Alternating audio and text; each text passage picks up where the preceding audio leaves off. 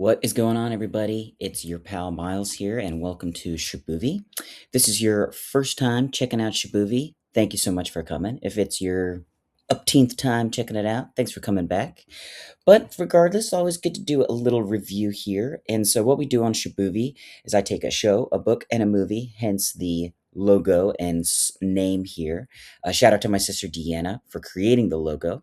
She also made the website. If you haven't been on the website, there's all sorts of cool reviews and other episodes of ShoBooVie on it, so you should check it out. But basically, I take one of each of those bits of media and I tie them all together with a unifying theme. So, for example, if we took the TV show, the animated TV show, The Beatles, the book, The Beatles Anthology, and the movie A Hard Day's Night, all of that ties together with a nice theme to show that the Beatles are the best band of all time and that there's no other option. And something else that you're probably going to notice about ShoBooVie, which you might have noticed already, and how I kind of spit on myself sometimes while I do these, is that I don't edit because it seems really hard to learn. And sometimes you don't want to learn new things because it's too difficult. So yeah, this is going to be a stream of consciousness kind of scenario. I might, like I said, spit on myself, stumble on my words, lose my train of thought, but it's more exciting that way. It's more real. So anyway, that's ShoBooVie in a nutshell. And what we're going to talk about on this month's ShoBooVie episode are mums. For a minute, I thought about doing an episode on communication, miscommunication, something like that, but I kind of got a little inspired by Mother's Day.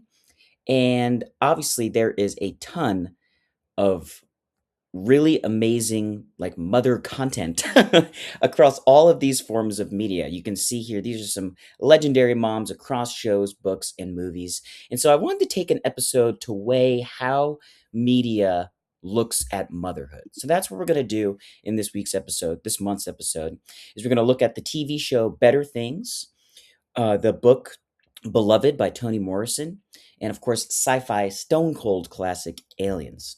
So let's go ahead and get started with Better Things. So, criminally underseen. I had watched the show Louis back in the day before Louis C.K. We found out he did a bunch of gross things and he got canceled, justifiably. But he made this other show with one of his with a fellow comedian. Her name's Pamela Adlon, and who's actually the voice of Bobby in King of the Hill. She's done a ton of voiceover work, been in the industry forever. But anyway, so they made this show together, and it's based on her life. And basically, what it's about is her raising her three daughters all by herself because her husband is just like a objectively huge piece of shit. And so she's stuck raising her kids on her own, which again, this is real. Her husband left her and moved to Germany or something like that and left her to raise their three daughters on her own while she's also balancing a film and TV show and just acting career on top of that. But what makes Better Things so special, besides Pamela Adlon just being like an amazing actress, is is that it really shows how hard it is to be a mom. And not in like a sappy way or anything like that, but it just shows like the exhaustion of the everyday labor that goes into being a mom. And it like weighs on Pamela's character, whose name is Sam Fox in the show. I mean, like every single episode, you see she's just like exhausted and beat up and just like almost defeated, but she still manages to be a great mom. And I think it's a great microcosm, and the show's been praised really heavily for being able to show a character that is evidently very tired of being a mom, but still able to be a mom nevertheless. So I found a few clips here to show you guys that maybe puts that in perspective. So I'll go ahead and start with this top one here that shows Sam just being done and wanting to run away from the kids for a weekend. Where are you going? I'm packing. Mom, where are you going? Bitch, I'm going to the moon. My God, Mom, that's so offensive. I'm so fat. Can't believe I have a boyfriend. Who's staying with us? Stay with us what? Susie. Mom, no way. Wait, where are you going? She's going to the moon, bitch. Shut up, Frankie. Mom, we don't need Susie. I can watch everyone. No, Mom, don't leave us with Susie. She sucks. And don't leave us with Max. She's so much worse. Fine, then no one's coming. I don't care. Can I have a couple friends over? Not a party. I don't care. Run away while I'm gone. I don't care about any of it. There's nothing in this house that's worth anything to me except the art. Don't mess with my paintings. Mom, Goodbye. I don't get what your problem is. You're my problem. You're insane. Why'd you say I'm going to the moon, bitch? I don't know. She said it to me. Mom, you're not serious, are you? Mom, you still have to take me to Chloe's house on Saturday. What are you doing that, Chloe? I just Why do you care? What are you gonna do with your friends? Mom, this is child abandonment. We're like orphans now. I don't care. You guys can move out and get an apartment together when I'm gone. Seriously, I'll co-sign the lease right now to make that happen. Oh my God, Mom, it is so mean that you're saying that to me, Mom. Wait, Mom. Mom, did you mean it? I want to get an apartment. Mom. Mom.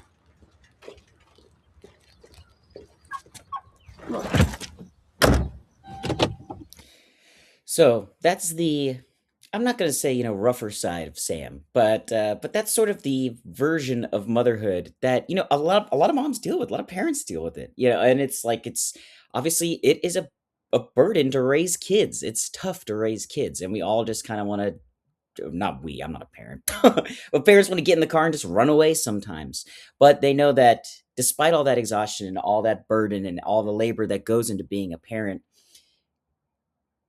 it's still so rewarding to be a parent because of what you can help your kids through. And this next clip shows Sam at her absolute best, despite everything she endures every single episode. And it just shows a huge moment that she coaches her eldest daughter, played by Mikey Madison, through a tough time. That's right. I don't know what. And this morning. Thought I had it queued up. Here we go. Come here.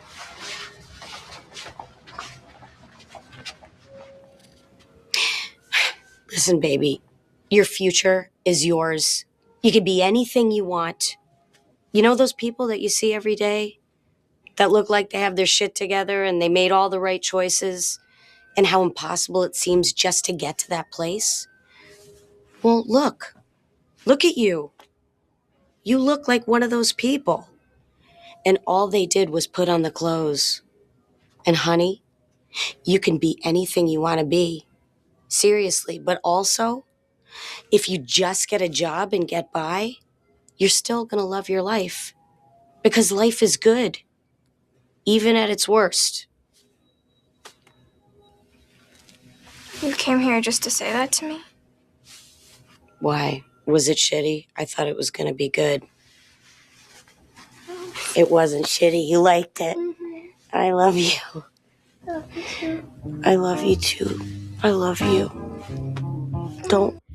How awesome was that? I mean, that's just an amazing speech. It's like Pamela and Louis, Louis eventually got kicked off the show because of everything he did, but Pamela writes incredible dialogue, and that's just a bit of it. But anyway, this shows just kind of like how miraculous moms are because they deal with so much, especially when they're in a situation like this where they have to raise kids practically on their own, and they still manage to be a positive influence. The best moms do.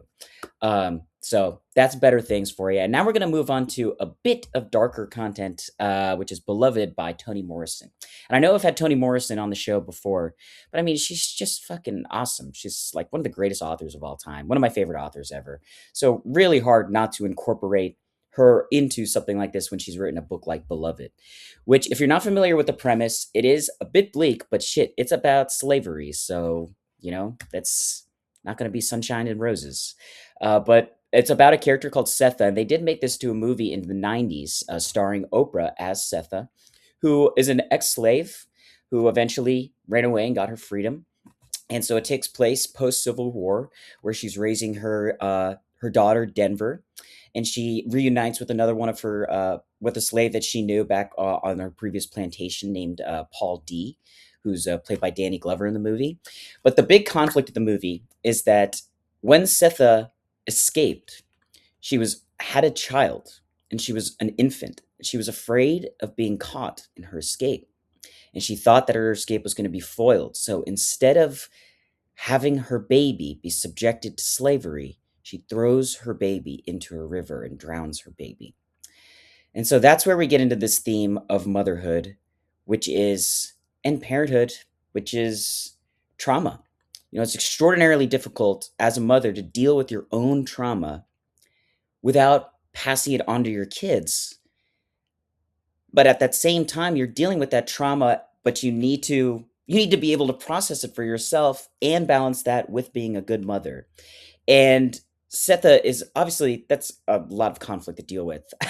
And so Setha is an extraordinary character because she's dealing with the trauma of abandoning her child while raising another child. She doesn't want to abandon that child, but she's so racked with guilt. Meanwhile, you have the ghost of the infant. The infant's name was Beloved, coming back to haunt them. So obviously that stirs up all of this trauma for Setha. And it's a really brutal book, but it's an incredible book. It's incredibly emotional, and it's really powerful to see Setha go through it. I actually haven't seen the movie, but I've heard it's really great. But that it shows, and ultimately something that Setha has to learn at the end of the novel is that despite her trauma and despite her having to juggle dealing with that trauma and raising her child and dealing with slavery, there's so much she has to deal with, and she feels like she essentially has no identity because she's pulled in all these different directions. Am I a bad mom for sacrificing my child? Am I a bad mom am I doing good enough for the child that's still alive? Am I doing good enough in my community? The community in Beloved factors a lot around it. And ultimately, a message that she receives at the end of the movie is you are the best thing about yourself, which, whether you're a mother or not, is just a thing that we all need to recognize. And so she understands that ultimately, no matter what she's gone through as a mom, she's doing her best. And her own strength to get through everything she's gone through is something that needs to be prized by herself. And so that's a struggle that a lot of mothers deal with, is dealing with their own burdens while having to balance raising children. And this is brought to a really, really stark, dramatic peak in a book like Beloved, but it's presented really, really beautifully and is a great ode to motherhood. And speaking of a great ode to motherhood and a great ode to women and feminism in general, we have Aliens, which is just like one of the greatest fucking action movies ever. James Cameron, before he just went and hung out with blue people for like 20 years, made some of the greatest action movies of all time. And this might be his like opus. Aliens is amazing. Obviously, it's the sequel to Alien, which starred Sigourney Weaver 7 years prior, which is much more of like a horror movie. This pivoted hard into pure action sci-fi. And this is really what launched Sigourney Weaver's character, Ellen Ripley, from not like a scream queen in the original Alien, but she becomes a really full-rounded, just legendary action heroine in this movie. She actually got an Academy Award nomination for this movie, which is crazy. You just like don't see that for sci-fi. And she probably should have won. I mean, what are we talking about here? But anyway, you may be kind of, if you've seen Alien, or if you're familiar with Aliens, you may be a little confused because you know that Ripley isn't a mother. So you're like, why does she fit into an episode about motherhood? Well, because Aliens actually has a lot to do with like motherly instinct and especially the instinct to protect your young. And you see this with Ripley when she meets a child in the colony that she goes out with a bunch of Marines to go save from these aliens. She meets a child that's oddly named Newt. Not sure why, but anyway, and she ends up taking Newt under her wing and protecting her.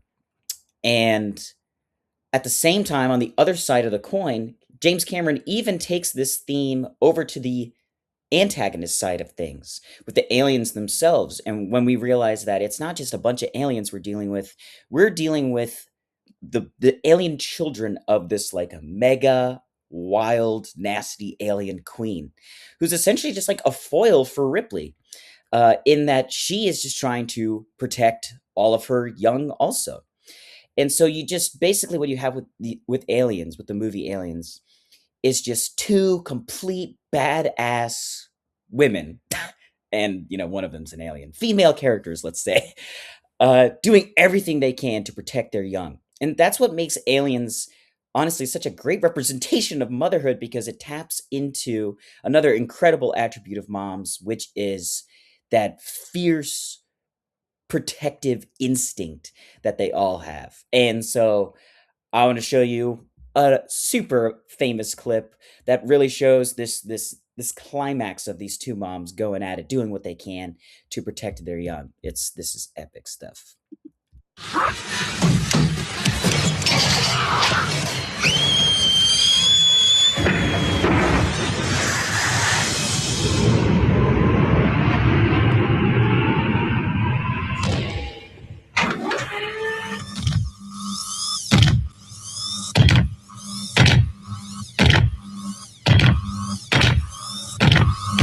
Get away from her, you bitch!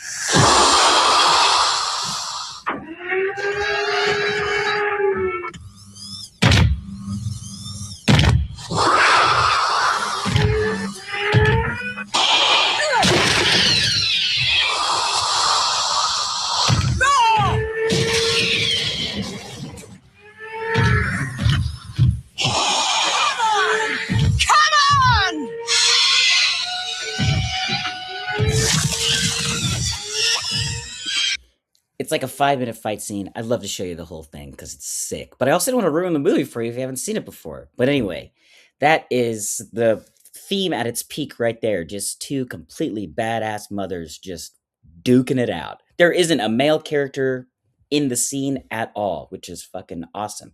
You just see two super strong female characters just going at it. And so that's this week's episode.